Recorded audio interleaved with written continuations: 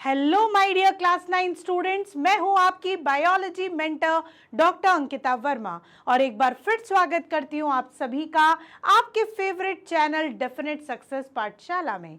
और किसमें? 9x champion batch में, जहां हम लेके आए हैं सारे ही सब्जेक्ट्स के 9th और 10th के लेक्चर्स। तो आप लोग अटेंड करते रहें, आप लोग देखते रहें, जिससे कि हम लोग भी और इंस्पायर होके अच्छे अच्छे लेक्चर्स आपके लिए डालते रहें।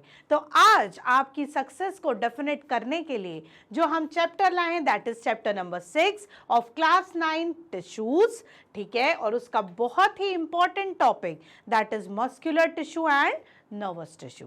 तो आज हम पढ़ने वाले हैं मस्कुलर टिश्यू क्या होता है, कितने टाइप्स के होते हैं, क्या फंक्शन करते हैं, और नर्वस टिश्यू, ठीक है, कि नर्वस टिश्यू का स्ट्रक्चर क्या है, नर्वस टिश्यू के फंक्शंस क्या हैं, ये सारी चीजें हम लोग पढ़ने वाले हैं। तो there are two types of tissues, muscular tissues and nervous tissues. Clear? तो जो ये टिश्यूज है, इसमें हम आज ये दो इंपॉर्टेंट टॉपिक स्टार्ट करने वाले हैं। तो चलिए हम लोग स्टार्ट करते हैं from muscular tissues. Muscular tissue is mainly responsible for our body movement.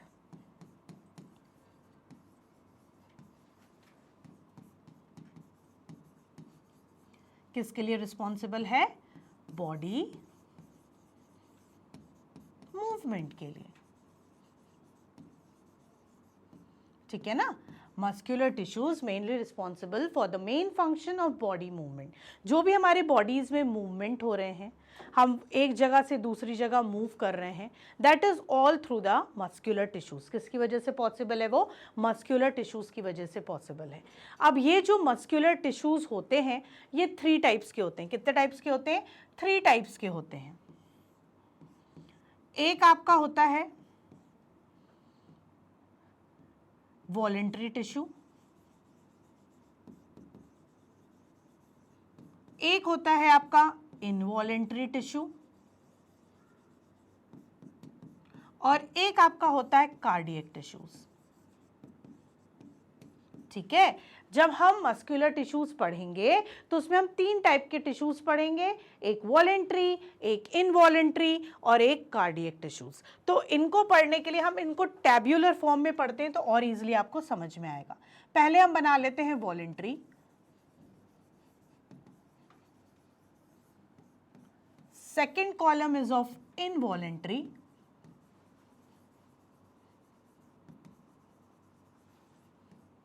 and third column is of cardiac tissue, ठीक है। तो एक हो गया आपका वॉलेंट्री टिश्यू, एक हो गया इनवॉलेंट्री टिश्यू, एक हो गया कार्डियक टिश्यू, ठीक। तो जो वॉलेंट्री टिश्यू है, it is also known as skeletal tissue, इसको स्केलेटल टिश्यूज भी बोलते हैं। Involuntary tissues is also known as smooth tissues,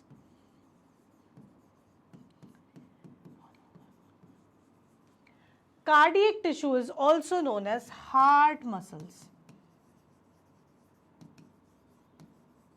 ठीक है। उसके बाद voluntary tissue is also known as striated tissues, unstriated tissues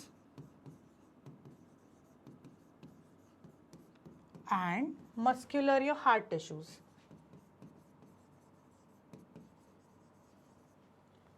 ठीक। अब इनको स्ट्रिएटेड, अनस्ट्रिएटेड, हार्ट, उसको स्केलेटल, स्मूथ और हार्ट मसल्स क्यों कहा है? देखो, वॉलेंट्री का मतलब होता है ऐसे टिश्यूज, ऐसे मस्कुलर टिश्यूज जो हमारी विल के हिसाब से काम करें। जैसे जितने स्केलेटल से हमारे को हाथ मूव करना है, हम मूव कर रहे हैं, हमें रोकना है, हम रोक देंगे, हमें लिखना है, हम लिखेंगे, हमें स्टॉप करना है, हम स्टॉप कर देंगे, हमें चलना है, हम चलेंगे, हमें वापस जाना है, हम वापस आएंगे, हमें रुकना है, हम रुक जाएंगे। तो जो एक्शंस, ऐसे मसल्स हमारी वॉलेंट्री के हिसाब से मूव कर रहे हैं, हमारे विल के हिसाब से काम कर रहे हैं, वो सारे मसल्स कहलाते हैं आपके वॉलेंट्री टिश्यूज, या कहलाते हैं स्केलेटल टिश्यूज, या कहलाते हैं स्ट्रिएटेड टिश्यूज। क्या कहलाते हैं? स्ट्रिएटेड टिश्यूज, ठीक है। तो आपके हो गए स्ट्रिएटेड टिश्यूज, और दूसरा आपका हो गया स्केलेटल टिश्यू। उसके बाद स्मूथ टिश्यूज, स्मूथ टिश्यूज, और क्या कहा है? अनस्ट्रिएटेड। भाई स्ट्रिएटेड कहने का मतलब ये था कि जो ये टिश्यूज होते हैं आपके, ठीक है, जो आपके वॉलेंट्री टिश्यूज होते हैं उनमें स्ट्रिएशंस होते हैं। क्या होते हैं? स्ट्रिएशंस। स्ट्रिएशंस का मतलब लाइनिंग, बैंडिंग पैटर्न। ये दिख रहा है आपको, ये बैंड्स दिख रहे हैं, light band, dark band, light band, dark band. ठीक है, ये आपके किस में होते हैं? ये आपके स्ट्रिएटेड टिश्यूज में होते हैं। और आपके स्मूथ में आपको दिख रहा है क्या? स्मूथ में नहीं दिख रहा, इसलिए उनको अनस्ट्रिएटेड बोला है। क्या बोला है? अनस्ट्रिएटेड। मतलब there is a certain banding pattern, इस तरीके का dark band, light band in striated or voluntary tissues. There is no banding pattern in the involuntary tissues, इसलिए इनको unstriated बोला है। इसमें भी बैंडिंग पैटर्न होता है हार्ट टिश्यूज में या कार्डियक टिश्यूज में। ठीक है, तो ये हो गए स्ट्रिएटेड, ये हो गए अनस्ट्रिएटेड और ये हो गए हार्ट, इसलिए इनको स्मूथ भी बोला है क्योंकि इन पे कोई बैंडिंग पैटर्न नहीं होता।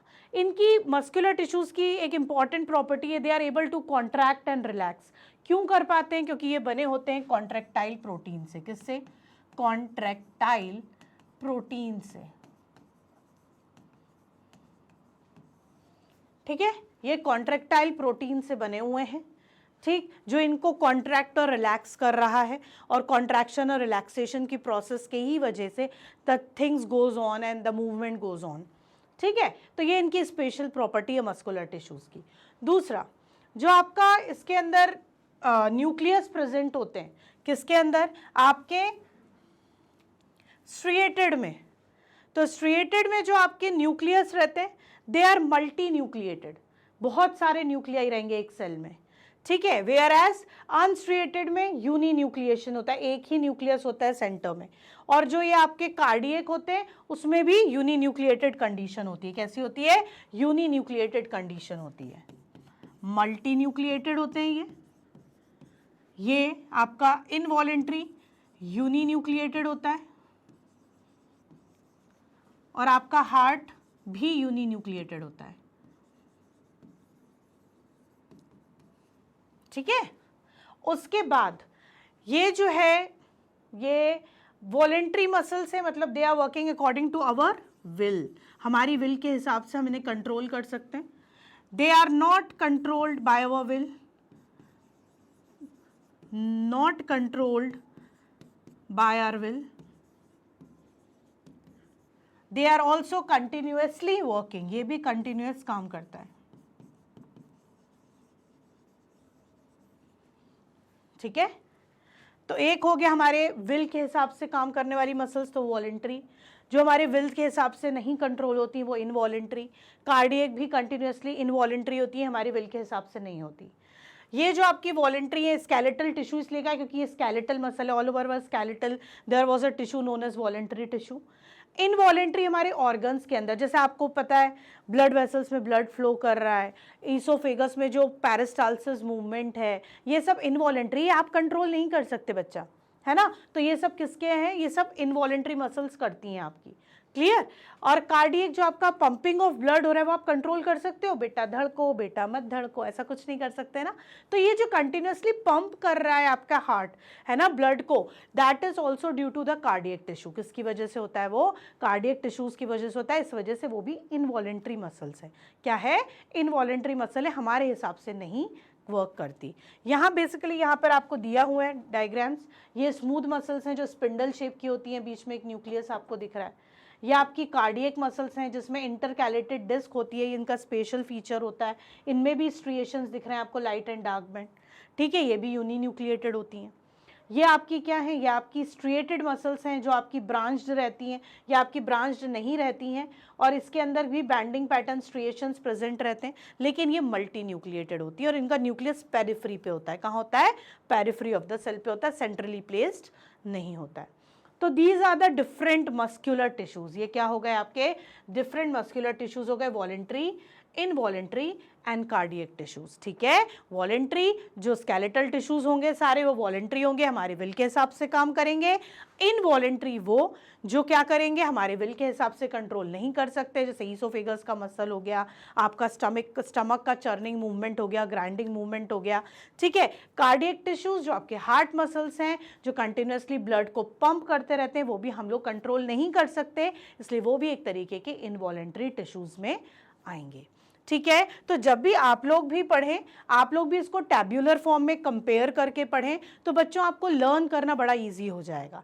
ठीक है। और उसके बाद इन तीनों के इस तरीके से आप डायग्राम ड्रॉ करें, स्मूथ मसल्स के कॉलम के नीचे स्मूथ मसल, कार्डियक मसल्स के कॉलम के नीचे cardiac muscles and striated muscles और स्केलेटल मसल्स के नीचे ये डायग्राम आप ड्रॉ कर दीजिए, तो आपके मार्क्स बिल्कुल फुल आने वाले हैं।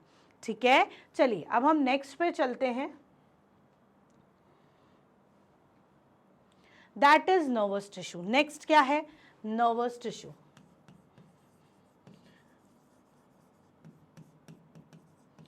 Nervous tissue is made up of a cell which is known as neuron. कौन से सेल से बना है वो?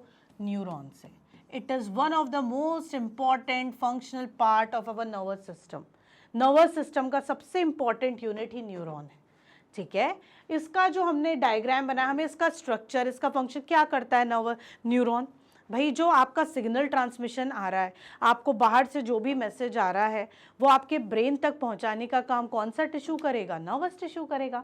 ब्रेन जो ऑर्डर दे रहा है, ब्रेन से उस पार्ट तक लाने का काम, भाई ब्रेन कह रहा है कि आँख झपको, तो ये आँख तक कैसे आ रहा है order? By nervous tissue. Brain कह रहा है हाथ हटाओ, गर्म लग जाएगा, तो ये हाथ हट कैसे रहा है? Nervous system. तो ये सारा काम आपके नर्वस टिश्यू करते हैं। ठीक है। तो नर्वस टिश्यू बहुत ही इंपॉर्टेंट टिश्यू है, लास्ट पार्ट है हमारे टिश्यूज का, लेकिन not the least, it is the most important part of your tissues या एनिमल टिश्यूज का। ठीक है। इसका स्ट्रक्चर देखें हम, तो it is made up of 3 important structure.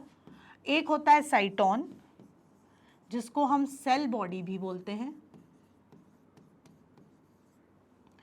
दूसरा आपका होता है एक्सॉन, जो हमारा नर्व फाइबर कहलाता है, और एक होता है डेंड्रॉन्स। क्या होता है?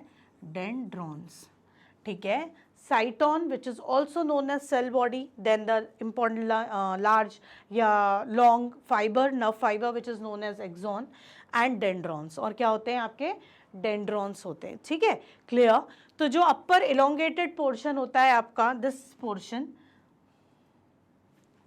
दिस वन, ये आपका साइटोन है। ठीक है। साइटोन में आपका एक न्यूक्लियस है और ये ब्रांच पोर्शन अराइज हो रहे हैं जिसको हम डेंड्रॉन्स बोलते हैं। ये जो है ना, ये आपका डेंड्रॉन है। डेंड्रॉन आगे जाके फर्दर क्या हो जाता है? ब्रांचिंग कर लेता है। इसको ब्रांचिंग को हम क्या बोलते हैं? डेंड्राइट्स। क्या बोलते हैं? डेंड्राइट्स। इसमें साइटोप्लाज्म प्रेजेंट रहता है जिसको हम न्यूरोप्लाज्म कहते हैं। क्या बोलते हैं? न्यूरोप्लाज्म। ये आपका एक जो थिन फाइबर जा रहा है, this is known as axon. ये आपका क्या है? एक्सॉन है। ठीक है। इस एक्सॉन के ऊपर ये आपको दिख रही है कवरिंग, येलो येलो कलर की ऐसी कवरिंग दिख रही है, दिस इज माइलिन शीथ। ये क्या है? माइलिन शीथ है। और ये जो सेल्स हैं जो माइलिन शीथ को बनाते हैं, इन सेल्स को हम बोलते हैं श्वान सेल। क्या बोलते हैं? श्वान सेल बोलते हैं। ये माइलिन शीथ कई जगह आपको नहीं दिख रही है, इसे गैप्स दिख रहे हैं, तो ये क्या होता है? Node of Ranvier. क्या बोलते हैं इनको? नोड ऑफ रेनवियर बोलते हैं। ठीक है। उसके बाद this is the end part, ये एंड पार्ट है एक्सॉन का जो फिर से ब्रांचिंग करता है, इसको हम बोलते हैं एक्सॉन टर्मिनल। क्या बोलते हैं? एक्सॉन टर्मिनल बोलते हैं। तो जो भी आपका नर्व इंपल्स आता है, जो भी आपका सिग्नल आता है, वो आपके किससे ट्रैवल करता है? वो डेंड्राइट्स पे आता है, डेंड्राइट से डेंड्रॉन पे आता है, डेंड्रॉन से फिर वो साइटोन पे जाता है, साइटोन से एक्सॉन पे जाता है, एक्सॉन से एक्सॉन टर्मिनल पे जाता है। तो इस तरीके से आपका नर्व इंपल्स या आपका मैसेज ट्रैवल करता है। कैसे? सबसे पहले डेंड्राइट्स,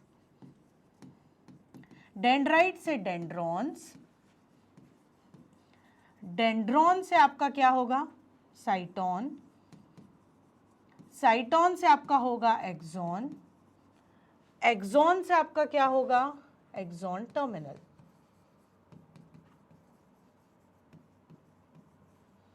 ठीक है। तो ये क्या है? ये आपका एक पैसेज है जिसके थ्रू आपका एक नर्व इंपल्स ट्रेवल करता है। तो ऐसे ही हमारे ब्रेन में सारे मैसेज जाते हैं और ब्रेन से सारे मैसेज हमारे ऑर्गन्स तक या इफेक्टर्स तक आते हैं। तो इसलिए जो नर्वस टिश्यू है, it is one of the important part और one of the important tissues in the part of animal tissues. Animal tissues का सबसे इम्पॉर्टेंट टिश्यू है आपका नर्वस टिश्यू। तो ये भी आपको स्ट्रक्चर वाइज समझ में आ गया। आपको इसको 3 पार्ट्स में डिवाइड करके एक्सप्लेन करना है कि साइटोन में न्यूक्लियस है, डेंड्रॉन्स हैं, डेंड्राइट्स हैं, है ना। फिर एक्सॉन बताना है, एक्सॉन में माइलिन शीट, श्वान सेल्स के बारे में बताना है, उसके बाद एक्सॉन टर्मिनल के बारे में बताना है। तो इस तरीके से आप ये एक्सप्लेन करेंगे और इसके फंक्शंस डिस्कस करेंगे। ठीक है स्टूडेंट्स, तो ये था हमारा पूरा की पूरा एनिमल टिश्यूज़ का पोर्शन, जिसमें अभी इस वीडियो में हमने पढ़े मस्कुलर टिश्यूज़, ठीक है, voluntary, involuntary and cardiac muscles, ठीक है ना, और हमने पढ़े नर्वस टिश्यू। तो आपको ये सारी चीज़ें समझ में आ गई होगी। एनिमल टिश्यूज़ वाला पोर्शन हमारा कंप्लीट हो चुका है। ठीक है, अगर आपके कोई भी डाउट्स हैं तो आप वो मुझे भेज सकते हैं कमेंट सेक्शन में, मैं उसका जवाब ज़रूर दूंगी। आप हमारे वीडियोज़ लगातार देखते रहिए। जब तक के लिए बाय बाय।